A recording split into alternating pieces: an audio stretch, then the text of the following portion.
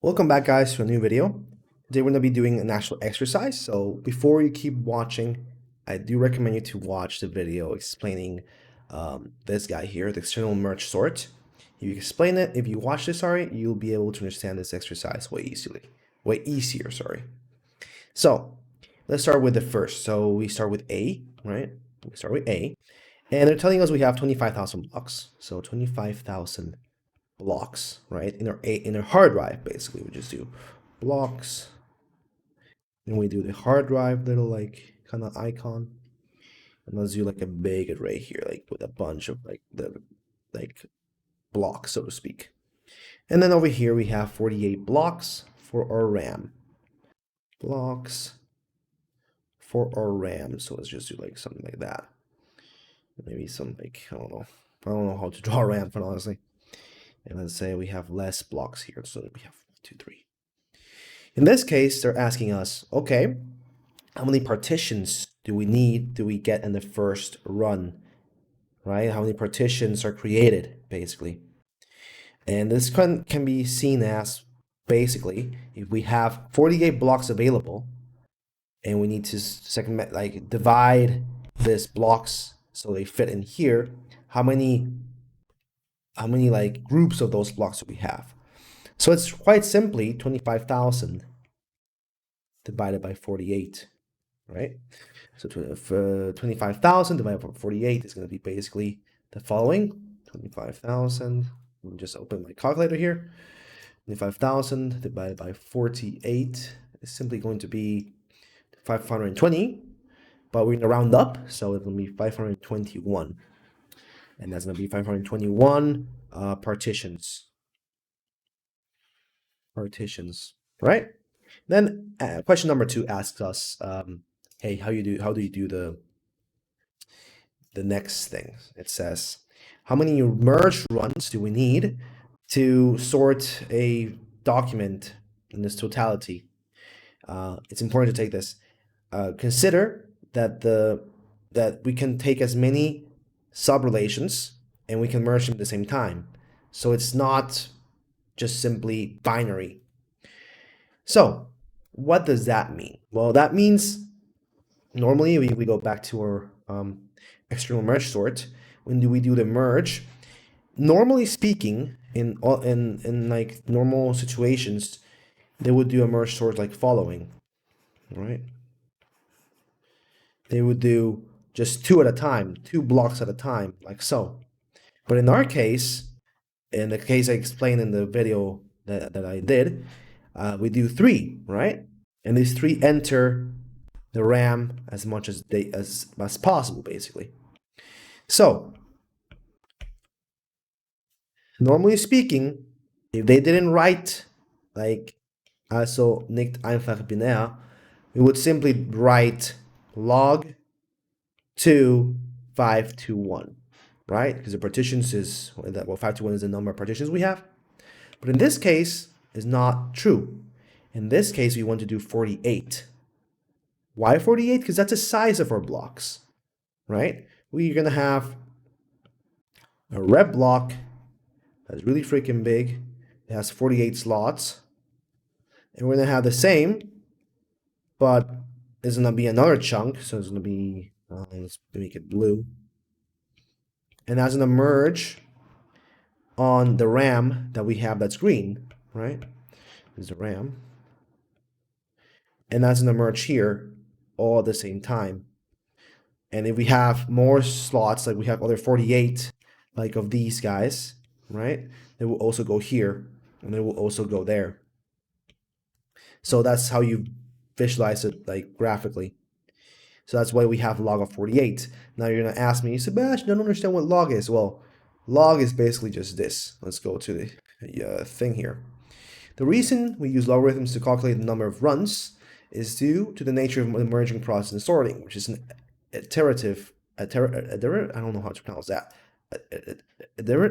I cannot say it, dude. Iterative process that repeatedly reduces the number of partitions.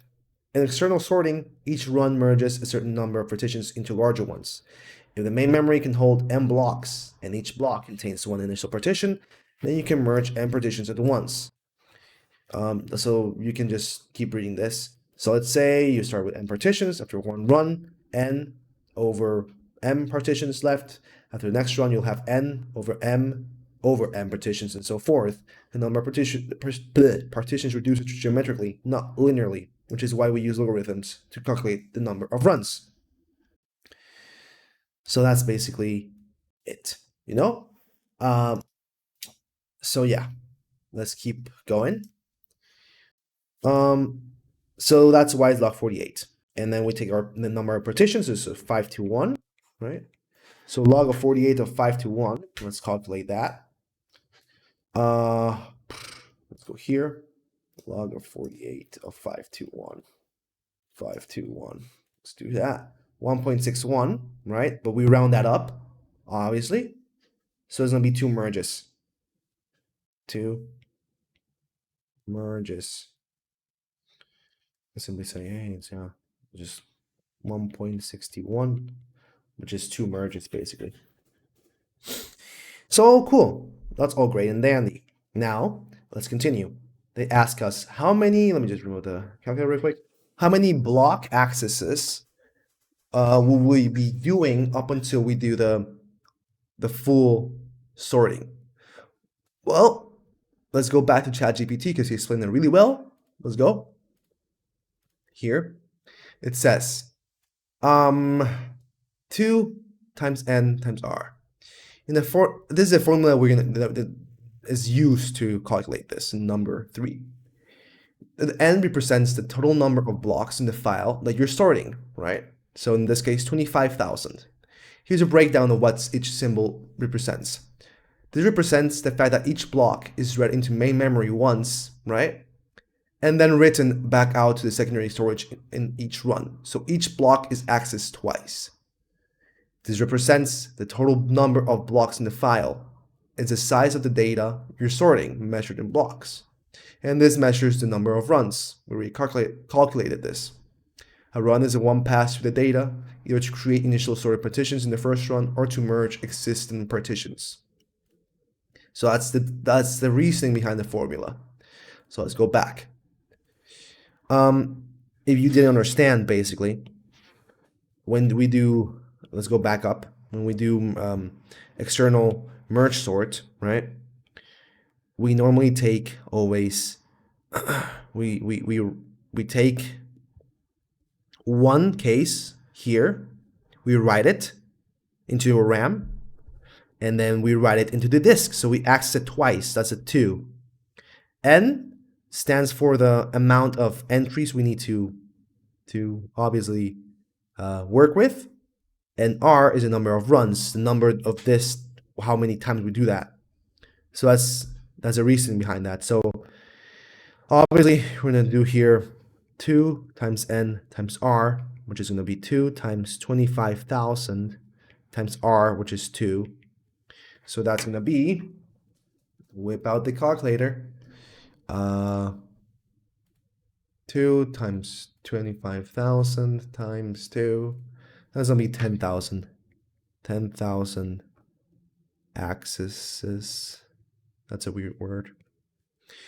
And then, ultimately, they're going to ask us how many memory blocks would we need to only have to run the whole thing in 2 runs.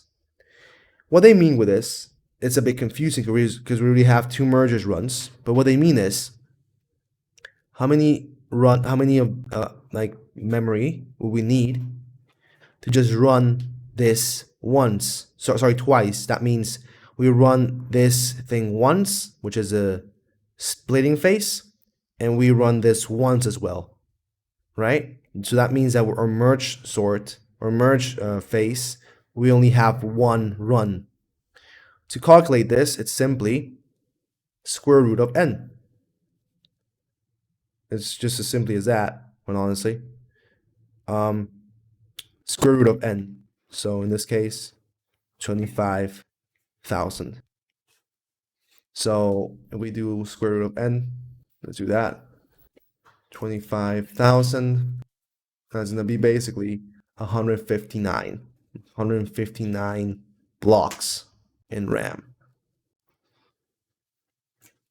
Again, we can go back to ChatGPT why that is. So let's check that out. Turn this off. Let's go here, up, up, up, up, up. Let's just square root of here. Sort this data into runs here. Yes, that's correct. Here it is. So basically is that. It says here. In case A, the relation occupies 25,000 blocks to sort this data in only 2 runs using external sorting algorithm, you will need a main memory capacity that can hold the square root of the total number of blocks. So that's basically what we found, and we round it up. So we need 159 blocks in RAM to just run the file in just 2 runs. That means in the first run, you would divide the data into 159 sorted partitions. In the second run, you will merge this 159 partitions together in a single sorted list. So that's it. I think hopefully that that helps you. Basically, for B, it's the same thing, just different numbers. So yeah, thanks for watching, and I'll see you in the next videos.